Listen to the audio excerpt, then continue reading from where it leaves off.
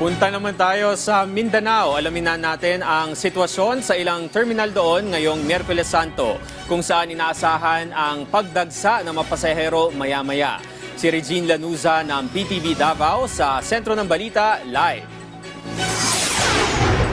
Jules, nagsimula na nga ang pagdagsa ng mga biyahero sa mga pantalan dito sa Davao City na tatawid at pupunta sa Island Garden City of Samal o Igaco sa Davao del Norte ngayong Semana Santa.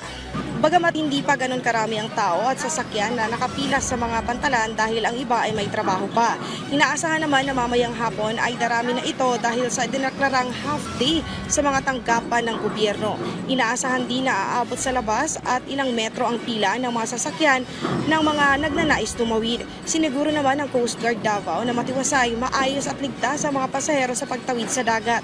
Mahigpit na pinatupad ang safety protocols lalo na sa limitasyon ng bilang ng mga sasakyan at pasahero sa barge upang masiguro ang kaligtasan ng biyahe.